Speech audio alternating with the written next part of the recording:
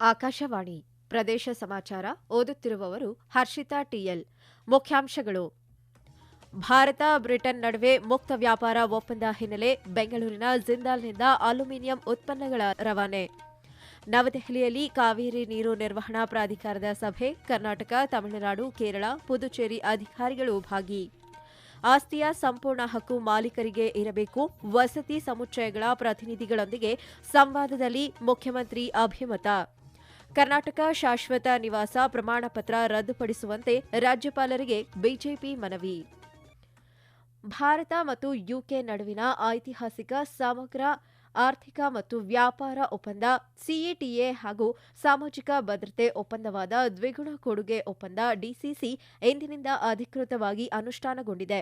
ಈ ಒಪ್ಪಂದ ಬ್ರಿಟನ್ ಮಾರುಕಟ್ಟೆಯಲ್ಲಿ 99% ಭಾರತೀಯ ಉತ್ಪನ್ನಗಳಿಗೆ ಸಂಪೂರ್ಣ ಸುಂಕರಹಿತ ಪ್ರವೇಶ ಕಲ್ಪಿಸಿದ್ದು, ಉಭಯ ದೇಶಗಳ ನಡುವಿನ ವ್ಯಾಪಾರ ಮತ್ತು ಹೂಡಿಕೆ ಸಂಬಂಧಗಳಲ್ಲಿ ಹೊಸ ಅಧ್ಯಾಯಕ್ಕೆ ನಾಂದಿ ಹಾಡಲಿದೆ.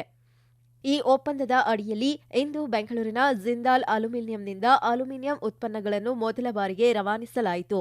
ಈ ಸಂದರ್ಭದಲ್ಲಿ ಮಾತನಾಡಿದ ರಾಜ್ಯದಲ್ಲಿರುವ British deputy high commissioner Chandru Iyer ಮಾತನಾಡಿ, ಈ ಒಪ್ಪಂದದಿಂದಾಗಿ ದಕ್ಷಿಣ ಭಾರತದಿಂದಾಗಿ ರಫ್ತಾಗಲಿರುವ ಹೆಚ್ಚಿನ ಉತ್ಪನ್ನಗಳು ಯುಕೆಯಲ್ಲಿ ಕಡಿಮೆ ಬೆಲೆಗೆ ಸಿಗಲಿದೆ ಎಂದು ತಿಳಿಸಿದ್ದಾರೆ. ರಾಜ್ಯದಿಂದ ಮುಂದಿನ ದಿನಗಳಲ್ಲಿ ಹೆಚ್ಚಿನ ಕಾಫಿ, ಮಸಾಲೆ ಪದಾರ್ಥಗಳು ಹಾಗೂ ಮೀನಿನ ಉತ್ಪನ್ನಗಳು ರವಾನೆಯಾಗಲಿದೆ ಎಂದು ಸ್ಪಷ್ಟಪಡಿಸಿದ್ದಾರೆ. ಸ್ಕಾಚ್, ವಿಸ್ಕಿ, ಮಿಠಾಯಿ ಉತ್ಪನ್ನಗಳು, ಐಷಾರಾಮಿ ಕಾರುಗಳು ಭಾರತದಲ್ಲಿ ಕಡಿಮೆ ಸುಂಕದೊಂದಿಗೆ ಲಭ್ಯವಾಗಲಿದೆ ಎಂದು ಹೇಳಿದ್ದಾರೆ.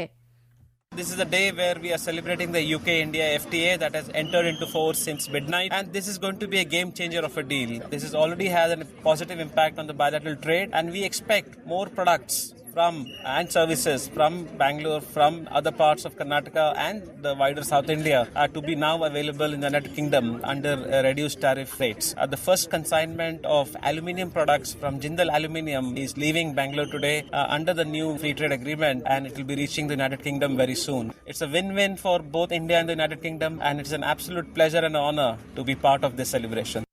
ಇದೇ ವೇಳೆ ಮಾತನಾಡಿದ ವಾಣಿಜ್ಯ ಸಚಿವಾಲಯದ ನಿರ್ದೇಶಕಿ ಡೋರ್ನಾ ಘೋಷ್, ಈ ಒಪ್ಪಂದದ ಸಣ್ಣ ಮತ್ತು ಮಧ್ಯಮ ಉದ್ಯಮಿಗಳು, ಎಂಎಸ್ಎಂಇಗಳು ಹೆಚ್ಚಿನ ಪ್ರಯೋಜನ ಪಡೆಯಲಿದ್ದಾರೆ ಎಂದು ತಿಳಿಸಿದ್ದಾರೆ.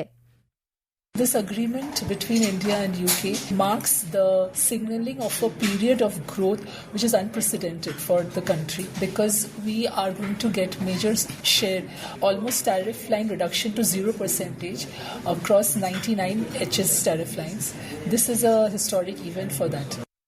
ನವದೆಹಲಿಯಲ್ಲಿ ಕಾವೇರಿ ನೀರು ನಿರ್ವಹಣಾ ಪ್ರಾಧಿಕಾರ ಮತ್ತು ಕಾವೇರಿ ನೀರು ನಿಯಂತ್ರಣ ಸಮಿತಿ ಸಭೆ ಆರಂಭವಾಗಿದೆ.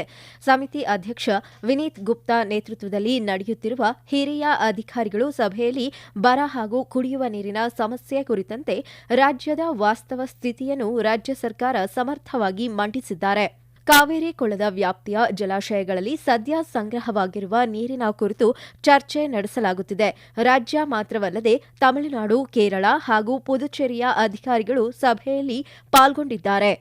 ಈ ನಡುವೆ ಮುಖ್ಯಮಂತ್ರಿ ಡಿಕೆ ಶಿವಕುಮಾರ್ ಪ್ರಧಾನಿ ನರೇಂದ್ರ ಮೋದಿ ಅವರಿಗೆ ಪತ್ರ ಬರೆದು ರಾಜ್ಯದ ಜಲಾಶಯಗಳ ಸ್ಥಿತಿಗತಿ ಕುರಿತಂತೆ ವಿವರ ನೀಡಿದ್ದಾರೆ.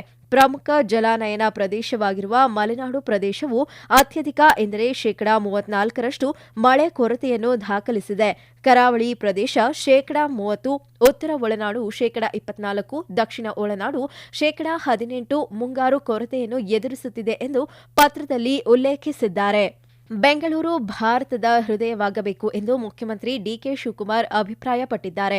ಬೆಂಗಳೂರಿನಲ್ಲಿ ಇಂದು ಕರ್ನಾಟಕ ಅಪಾರ್ಟ್ಮೆಂಟ್ ವಿಧೇಯಕ 2026 ಕುರಿತಂತೆ ಅಪಾರ್ಟ್ಮೆಂಟ್ ಅಸೋಸಿಯೇಷನ್ಗಳ ಪ್ರತಿನಿಧಿಗಳೊಂದಿಗೆ ಸಂವಾದ ನಡೆಸಿ ಮಾತನಾಡಿದ ಅವರು, ಆಸ್ತಿ ಮಾಲೀಕರ ಸಮಸ್ಯೆಗಳ ಬಗ್ಗೆ ಸರ್ಕಾರಕ್ಕೆ ಅರಿವಿದ್ದು ಆಸ್ತಿಯ ಸಂಪೂರ್ಣ ಹಕ್ಕು ಮಾಲೀಕರಿಗೆ ಇರಬೇಕು ಎಂದು ತಿಳಿಸಿದ್ದಾರೆ.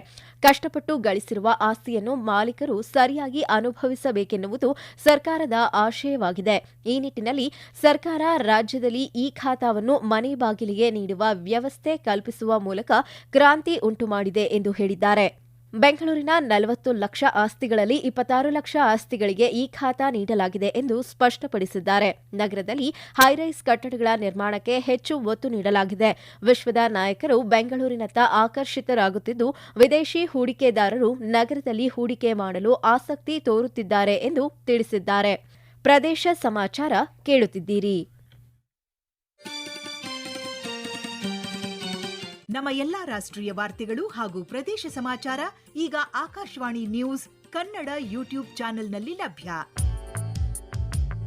ನಮ್ಮ ಎಕ್ಸ್ ಖಾತೆ ಮತ್ತು ಇನ್ಸ್ಟಾಗ್ರಾಂ ಖಾತೆ ಆಕಾಶವಾಣಿ ನ್ಯೂಸ್ ಕನ್ನಡ. ಹೆಚ್ಚಿನ ಮಾಹಿತಿಗಾಗಿ ನಮ್ಮ ಫೇಸ್ಬುಕ್ ಖಾತೆ AIR ಕನ್ನಡ ನ್ಯೂಸ್ ಅನುಸರಿಸಿ. ಮಾಹಿತಿಯ ಹೂರಣ ವಾರದ ಕಾರ್ಯಕ್ರಮ ಪ್ರಚಲಿತ ವಿದ್ಯಮಾನ ಪ್ರತಿ ಬುಧವಾರ 9:15ಕ್ಕೆ. ಕರ್ನಾಟಕದಲ್ಲಿ ಶಾಶ್ವತ ನಿವಾಸ ಪ್ರಮಾಣ ಪತ್ರ ನೀಡುವ ರಾಜ್ಯ ಸರ್ಕಾರದ ನಿರ್ಧಾರವನ್ನು ರದ್ದುಪಡಿಸಬೇಕೆಂದು ವಿಧಾನಸಭೆ ವಿರೋಧ ಪಕ್ಷದ ನಾಯಕ ಆರ್ ಅಶೋಕ ರಾಜ್ಯಪಾಲರಿಗೆ ಮನವಿ ಸಲ್ಲಿಸಿದ್ದಾರೆ. ಸರ್ಕಾರದ ಈ ನಿರ್ಧಾರವು ಅಕ್ರಮ ಬಾಂಗ್ಲಾದೇಶೀಯರನ್ನು ರಾಜ್ಯದ ಶಾಶ್ವತ ಮತದಾರರನ್ನಾಗಿ ಮಾಡುವ ಹುನ್ನಾರ ಎಂದು ಆರೋಪಿಸಿದ್ದಾರೆ. ಕಾಂಗ್ರೆಸ್ಗೆ ಮತ ಹಾಕುವವರನ್ನು ಶಾಶ್ವತ ನಾಗರಿಕರನ್ನಾಗಿ ಮಾಡುವ ಪ್ರಯತ್ನ ಇದಾಗಿದೆ ಎಂದು ದೂರಿದ್ದಾರೆ. ಈ ನಿರ್ಧಾರವು ಮುಂದಿನ ದಿನಗಳಲ್ಲಿ ದೇಶದ ಕಾನೂನು ತೊಡಕುಗಳಿಗೆ ತೊಂದರೆ ಉಂಟು ಮಾಡಲಿದೆ ಎಂದು ಅಭಿಪ್ರಾಯಪಟ್ಟಿದ್ದಾರೆ. ರಾಜ್ಯಪಾಲರು ಮನವಿಯನ್ನು ಸ್ವೀಕರಿಸಿದ್ದು ಸರ್ಕಾರಕ್ಕೆ ಸಲಹೆ ನೀಡುವುದಾಗಿ ತಿಳಿಸಿದ್ದಾರೆ ಎಂದು ಆರ್ ಅಶೋಕ ಹೇಳಿದ್ದಾರೆ. ಮುಖ್ಯಮಂತ್ರಿ ಡಿಕೆ ಶಿವಕುಮಾರ್ ಇಂದು ನವದೆಹಲಿಗೆ ಪ್ರಯಾಣ ಬೆಳೆಸಲಿದ್ದು, ಕೇಂದ್ರ ಸಚಿವರನ್ನು ಭೇಟಿ ಮಾಡಿ ಬರ ಪರಿಹಾರ ಸೇರಿದಂತೆ ಹಲವು ವಿಷಯಗಳ ಬಗ್ಗೆ ಚರ್ಚೆ ನಡೆಸಲಿದ್ದಾರೆ. ಮುಖ್ಯಮಂತ್ರಿಯವರ ವಿಶೇಷ ಕರ್ತವ್ಯ ಅಧಿಕಾರಿ ಹಾಗೂ ಪದನಿಮಿತ್ತ ಸರ್ಕಾರದ ಜಂಟಿ ಕಾರ್ಯದರ್ಶಿ ಬಿಎಸ್ ಶ್ರೀಧರ್ ಪ್ರಕಟಣೆಯಲ್ಲಿ ತಿಳಿಸಿದ್ದಾರೆ. ತಮ್ಮ ದೆಹಲಿ ಪ್ರವಾಸದ ವೇಳೆ ಮುಖ್ಯಮಂತ್ರಿ ಡಿಕೆ ಶಿವಕುಮಾರ್ ಪಕ್ಷದ ವರಿಷ್ಠರೊಂದಿಗೆ ಸಂಪುಟ ವಿಸ್ತರಣೆ ಕುರಿತಂತೆಯೂ ಚರ್ಚೆ ನಡೆಸಲಿದ್ದಾರೆ. ಕೇಳುಗರನ್ನು ಎಂದಿಗೂ ಲಘುವಾಗಿ ಪರಿಗಣಿಸಬಾರದು ಎಂದು ಪ್ರಸಾರ ಭಾರತಿ ಅಧ್ಯಕ್ಷ ಪ್ರಸೂನ್ ಜೋಶಿ ಅಭಿಪ್ರಾಯಪಟ್ಟಿದ್ದಾರೆ.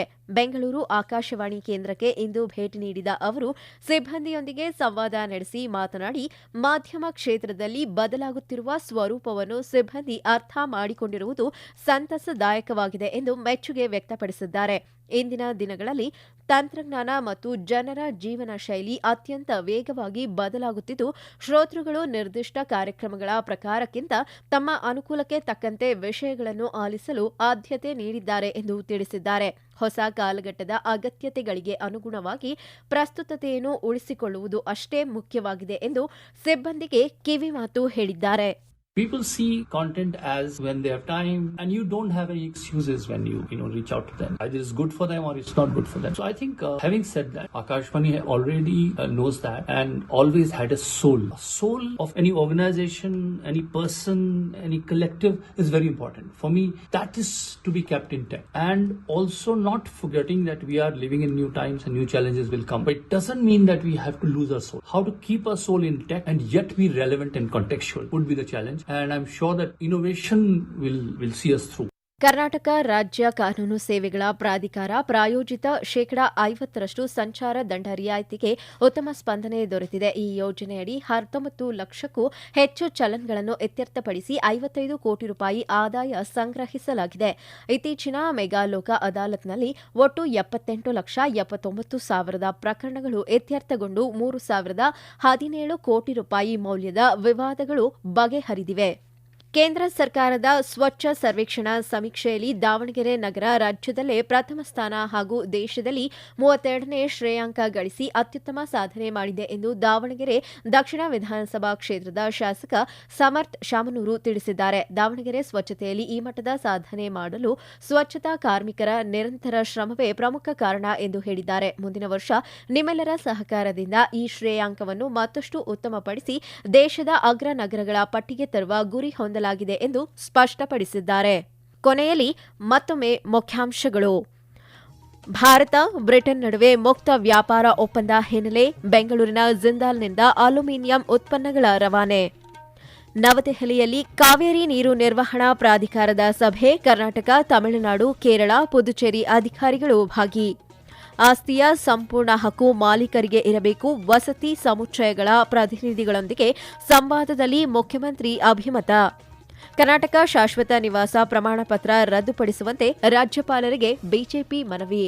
ಇಲ್ಲಿಗೆ ಪ್ರದೇಶ ಸಮಾಚಾರ ಮುಗಿಯಿತು. ನಮ್ಮ ಮುಂದಿನ ವಾರ್ತಾ ಪ್ರಸಾರ ಸಂಜೆ 6:40ಕ್ಕೆ.